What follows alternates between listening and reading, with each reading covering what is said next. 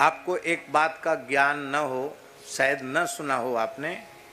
सूरदास जी महाराज ब्रज से चलकर गोस्वामी तुलसीदास जी का दर्शन करने चित्रकूट पधारे। क्या?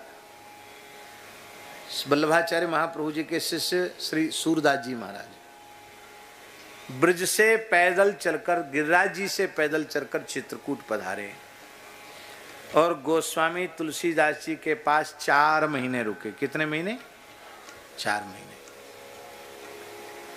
अब दोनों संत उच्च कोटि के संत, एक साहित्य गगन का सूर्य है तो एक साहित्य गगन का चंद्र है। इसलिए महाकवि केशवदास ने कहा, सूर सूर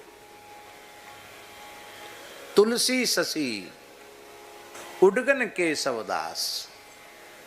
बोले सूरदास जी तो सूर्य हैं, साहित्य जगत के सूर्य हैं, और तुलसी पूर्ण चंद्र हैं, शरद चंद्र हैं। क्योंकि तुलसी में आह्लाद बहुत है। सबको तुलसीदास जी की चौपाइयाँ सबके मन को शांत शीतल बना देती है।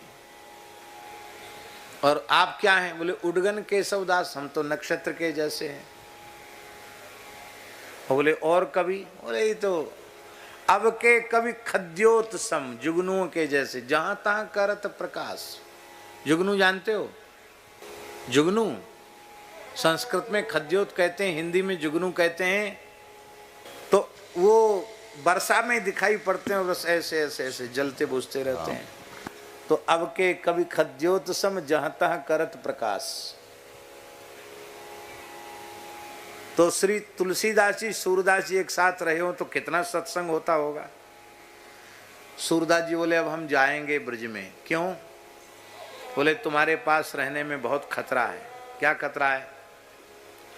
बोले मैं निरंतर बाल कृष्ण की लीलाओं का दर्शन करता था, अब मेरे हृदय रूपी आंगन में अवध बिहारी की बाल लीलाएं शुरू हो गई हैं।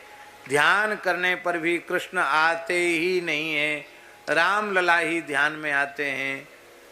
उस समय श्री सूरदास जी ने चित्रकूट में रहकर जो पदावली लिखी उसे सूर रामायण कहा जाता। क्या कहा जाता? सूर रामायण। सूरदास जी ने रामलीला के, रामचरित्र के बड़े सुंदर सुंदर पद लिखे हैं।